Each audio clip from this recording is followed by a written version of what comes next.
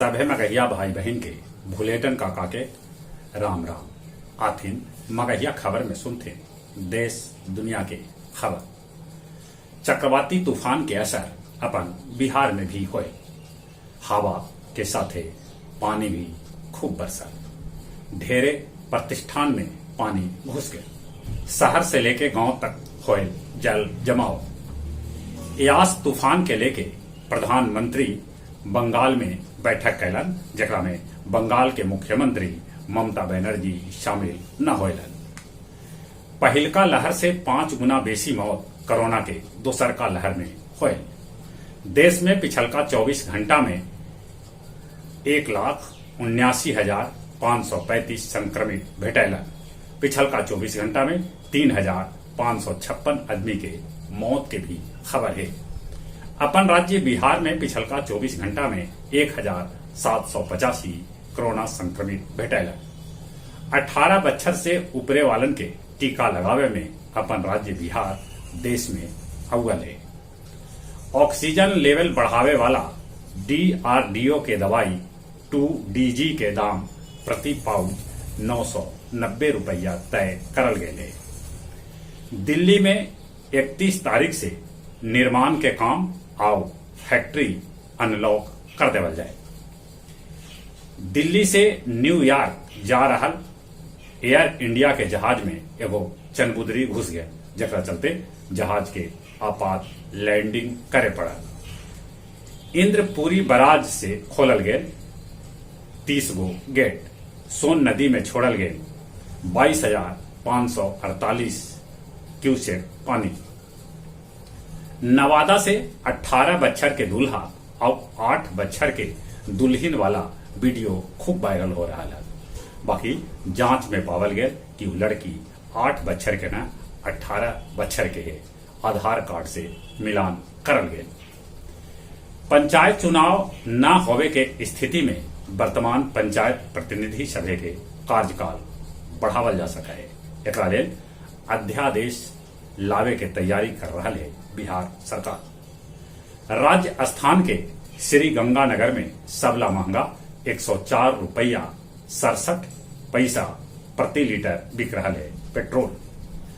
अलीगढ़ में दारू पिए से 17 आदमी के मौत के खबर है और 14 आदमी के हालत अभी गंभीर बनल है। सीरिया में चौथा बेर बशर अल असद के चुनल गए राष्ट्रपति। वो अगला 7 बच्चर तक सीरिया के राष्ट्रपति रहता। कुल 1.8 करोड़ में 1.4 करोड़ वोट अल असद के पड़ल। हांगकांग में लोकतंत्र समर्थक जिमी लाई के 14 महीना के हुए सजाए। रूस ट्विटर पर लगौलक $3.8 लाख के जुर्माना। अमेरिकी राष्ट्रपति जो बाइडेन क्लीवलैंड में एगो पार्लर में खैलन कुल्फी, लेलन सेल्फी। जापान में कोरोना संक्रमण रोके लेल आपातकाल 20 दिन लेला आउ बढ़ा देवल गए। जेठ महीना में यास चक्रवात के चलते फल्गु नदी के दोनों किनारा में आयल पानी। गया गोदाम इलाका में थोक दुकान के खोले लेल भेटा सका है छूट। गया जिला के सभे 33 को टीकाकरण एक्सप्रेस वाहन में लगावल जाए GSP ट्रैकिंग सिस्टम। इस साल के अंत तक गया शहर के घर में पहुंच सका है गंगा जल। परैया के सोनवर्षा गांव में टीका लगावे गए टीकाकर्मी के साथ कैल गए दुर्व्यवहार। दंडीबाग पंप हाउस में 2 गो मोटर खराब होवे से शहर के 50,000 आबादी के सप्लाई पानी न भेटा रहा है। अब कुछ खेल के समाचार।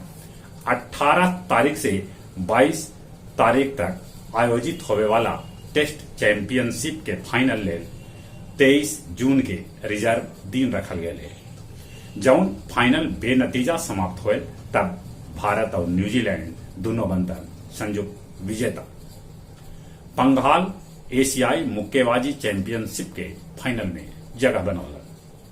फैसला पलटे से 2 बार के युवा विश्व चैंपियन साक्षी चौधरी के कश्यप पदक से करे पड़ल संतोष। बांग्लादेश के साथ खेले जाए वाला तीसरका एक दिवसीय मैच श्रीलंका 97 रन से जीत लेलक। श्रीलंका के तरफ से परेरा 122 गेंदा में बनौलन शानदार 120 रन। साइना और श्रीकांत के ओलंपिक खेले के सपना ई बछर टूट गया। जहां तक मौसम के सवाल है, मौसम विभाग सूचना दिलका है कि 31 मई के केरल पहुंच तक मानसून यास के चलते अभी अपन राज्य बिहार में बदरी छैले रहा, जहां तहां पानी भी बरस सका है।